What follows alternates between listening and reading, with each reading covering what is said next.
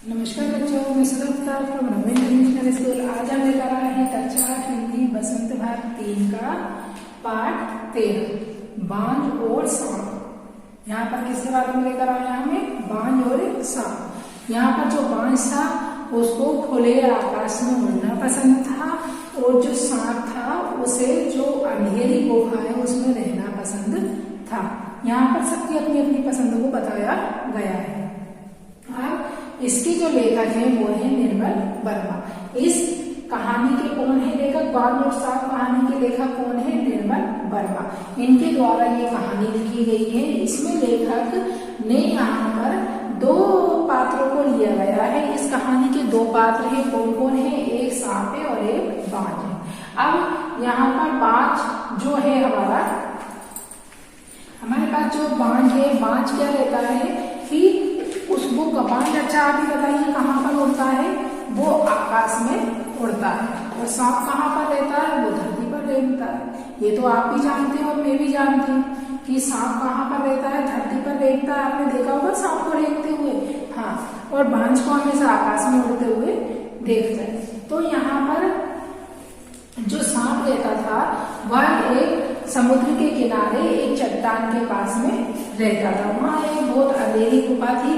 आपने देखा समुद्र के पास जो चट्टानें रहती हैं उसके अंदर गुफाएं रहती हैं। उसमें क्या रहता है? पानी टपकता रहता था और बहुत दुर्गंध भी आती रहती थी। और वहां पर जो समुद्र से जो समुद्र का पानी था वो चट्टानों से आकर टकराता था और उसको वो हमेशा देखता रहता था। और सांप हमेशा ये सोचता रहता था अपने आप में, मन में, कि देखो मैं यहाँ पर कितने उससे रहता हूँ, यहाँ पर मुझे किसी का भी डर नहीं है, मैं यहाँ पर खूब आजादी के साथ रहता हूँ। और वो सांप वहाँ जो चट्टान के अंदर रहता था वह बहुत खुश था अपनी जिंदगी से। मतलब अपनी जिंदगी से उसे बहुत खुशी महसूस होती थी कि मुझे यहाँ पर किसी भी परेशानी का कोई सामना नहीं करना पड़ेगा और मैं यहाँ पर ना तो कोई मेरा दुश्मन है, ना तो यहाँ पर कोई मुझे मार सकता है, क्योंकि ना तो वहां पर कोई आता था और ना कोई जाता था। वहां पर कोई भी किसी भी तरह का कोई भी पक्षी हुआ या कोई शेर हुआ या कोई किसी भी तरह का जानवर ना तो वहां आ सकता था, न वहां से कोई भी व्यक्ति वहां पर जा सकता था। इस तरह से वह वहां पर स्वतंत्रता से अपने जीवन को व्यतीत कर रहा था। एक दिन वह बैठे बैठे यही सोच रहा था, अचानक से वो ये सारी बातें कल्पना कर रहा था, ये वाली बात सोच रहा था। इतने में अचानक से वहां पर एक बांझ आकर गिरा, घायल स्थिति में गिरा। तो इतने में सांप क्या हो गया? घबरा गया।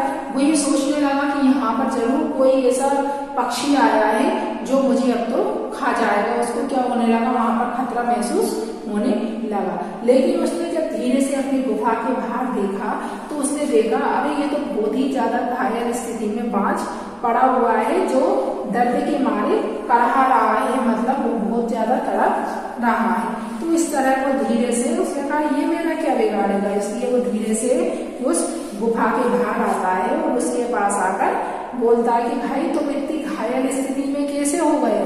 तुम्हें उड़ने की क्या जरूरत थी? इतने में बांझ बोलता है कि ये तो मेरे मृत्यु के क्षण है, ये तो मेरे जो कुछ पल बचे हुए हैं वो मेरी जिंदगी के पूरे हो रहे हैं। लेकिन मैंने मेरी जिंदगी में आकाश में उड़कर वो पूरी इच्छाएं पूरी कर ली, सारी इच्छाएं मैंने पूरी की हैं जो मुझे चाहिए थी। मैंने अपना जो जीवन यापन है वो बहुत ही अच्छी तरह से व्यतीत किया है। चाहे मेरे उसमें जिंदगी में कठिनाई आई है, चाहे कुछ, लेकिन मैंने खुले आसमान में मेरी पूरी इच्छाएं कर ली है। लेकिन तुम तो ये कुछ जानते ही नहीं, क्योंकि तुम तो ये छोटी सी चट्टान में रहते हो। यहाँ तुमने तो दुनियादारी देखी ही नहीं है, तुम्हें तो कुछ बाहर का कुछ मालूम ही नहीं।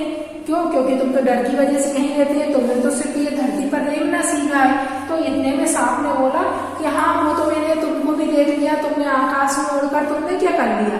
तुम्हें इस आकाश से इतना प्रेम है, तुमने ऐसा क्या कर लिया? आखिर तुम आकर तो आज धरती पर ही पड़े हो। तो इतने में बांझ ने कहा, नहीं, मैंने मेरी पूरी जिंदगी की पूरी, और आज भी मेरे मरने से पहले मेरे अंदर एक इच्छा है कि मैं एक बार और आकाश में उड़ना चाहता हूँ। तो इस तरह से सांप ये सोचने लगा कि अरे ये आकाश में उड़ना चाहता है, ऐसा इस आकाश में है क्या? आकाश में क्या रखा है, मैं तो यहाँ बहुत अच्छी, मुझे तो यहाँ कोई नुकसान भी नहीं पहुंचा सकता, कुछ भी नहीं कर सकता, मैं तो यहाँ बहुत अच्छी मौज मस्ती के साथ रहता हूँ, लेकिन आखिरकार ऐसा नहीं, इस आकाश में है क्या। तो उसने सांप ने बांझ से बोला कि अगर तुम उड़ना ही चाहते हो तो मेरी ये चट्टानों के आसपास उड़ने की कोशिश कर लो, तुम एक बार तुम्हारी आखिरी इच्छा भी पूरी हो जाएगी। तो उस बांझ ने फिर भी हार नहीं मानी और बहुत हिम्मत से उसकी जो आखिरी इच्छा, वो अपने जो आखिरी जो पल थे उसके जिंदगी के, उनको जीना चाहता था। तो आखिरकार उसने जो अपने घायल स्थिति के जो पंख उसके इस तरह से नहीं थे कि वो अपनी उड़ान को भर सके, लेकिन फिर भी उसने डरा नहीं, निडरता के साथ उसने अपने पंखों को फैलाया और जो आसपास जो चट्टान थी उस पर उसने उड़ने की कोशिश करी, लेकिन आखिरकार उसके घायल पंखों के द्वारा वो उड़ न सका और वो एक चट्टान से जाकर टकराकर सीधे जो जहां पर बार बार जो समुद्र की जो लहरें आकर जहां पर सफेद कलर का झाग बना रही थी, वो वहां पर जाकर गिर गया उसके अंदर जाकर, और समुद्र की लहरें उसको अपने साथ बहाकर ले गई। तो यहाँ पर ये बताया गया है इस कहानी के माध्यम से। फिर ये सारी चीजें देखने के बाद सांप के मन में एक विचार आया, वो मतलब बांझ तो चला गया, लेकिन सांप ये सोचने लगा कि ऐसा आकाश में उड़ने से है क्या। भाई इन्होंने, बांझ ने अपने प्राणों की रक्षा भी नहीं करी और अपने आकाश में उड़ने की खातिर इसलिए इसने अपने प्राण को भी गंवा दिए कि ऐसा आकाश के अंदर है क्या, आकाश में उड़ने से है क्या। तो भाई ये वाली बात उसके दिमाग में बेचैनी होने लगी। तो उसने भी कहा कि क्यों ना मैं भी एक बार उड़कर देखूं इससे बाहर। तो जैसे ही वो धीरे धीरे रेत अपनी चट्टान के पास उड़ने की कोशिश करी तो वो नीचे आकर गिर गिरा। तो वो कह रहा भैया मैं तो बाल बच गया, अच्छा रहा भैया, ये 5 की बातों में आकर मैं मेरी जिंदगी से यहाँ दो पड़ता, आज के बाद मैं ऐसा नहीं करूंगा, मैं तो भाई मेरी ये गुफा ही ठीक है। तो इस तरह से वो सांप सोचने लगा और उसके साथ की वाली दुर्घटना हुई और वो बाल बच गया, लेकिन बांझ तो अपने प्राण गंवा चुका था। एक दिन वो जब सांप अपनी गुफा में बैठा हुआ था, उसको एक बहुत ही मधुर ध्वनि सुनाई दी, मतलब बहुत ही मधुर गान सुनाई दिया। जैसे वो उसे ऐसा लग रहा था कि यहाँ पर, मतलब पहले तो उसको ताज्जुब हुआ कि यहाँ पर गा बोल रहा है, लेकिन वो चट्टानों के नीचे लहरों से जो आवाज आ रही थी वो बहुत ही मधुर ध्वनि उसको सुनाई दे रही थी, जैसे कोई एक गा रहा हो। तो वो किसके लिए गान चल रहा था, वो चल रहा था बांझ की वीरता के लिए। जो बांझ था उसने अपनी मतलब डटकर सामना करा, वो डरा नहीं। यहाँ पर सांप को कैसा बताया हुआ, डरा हुआ बताया है, इसलिए तो वो वाला गान चल रहा था। तो वो उसने सुना, तो वो उसने भी महसूस किया इस चीज के लिए कि वास्तव में जो बांझ था उसने अपनी स्वतंत्रता के लिए कभी भी, मतलब उसने हार नहीं मानी, चाहे उसने अपने प्राणों को ही निछावर कर दिया। लेकिन यहाँ पर सांप ने क्या करा, सांप को स्वतंत्रता चाहिए ही नहीं है, इसलिए वो डर की वजह से कहाँ पर रहता था, कहाँ पर रहता था, सबसे डरकर अपनी गुफा के अंदर रहता था। लेकिन यहाँ पर बांझ ने अपनी स्वतंत्रता के लिए, अपनी इच्छाओं को पूरी करने के लिए उसने डटकर मुकाबला किया। तो तुमने अपना जीवन बलिदान और निडर बांझ शत्रुओं से लड़ते हुए तुमने अपना कीमती रक्त बहाया है, पर वह समय दूर नहीं है जब तुमने खून की एक एक बूंद जिंदगी के अंधेरे में प्रकाश फैलाएगी और साहसी हाथों दिलों में स्वतंत्रता और प्रकाश के लिए प्रेम पैदा करेगी। तो तुमने अपना जीवन बलिदान कर दिया, फिर भी तुम अमर हो।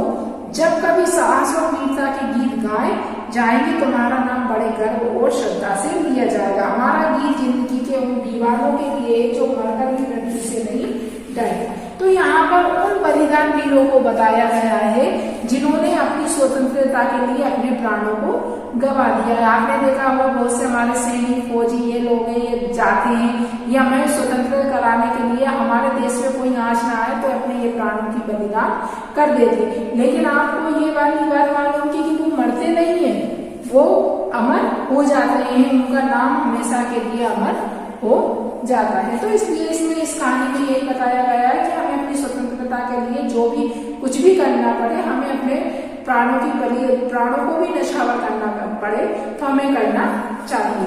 तो यहाँ पर इस पाठ के माध्यम से यही समझाया गया है। तो अगर आपको इसमें कुछ भी नहीं समझ में आता है या कुछ आपको समझना है और भी तो आप मुझे बता देना। जय हिंद, जय भारत।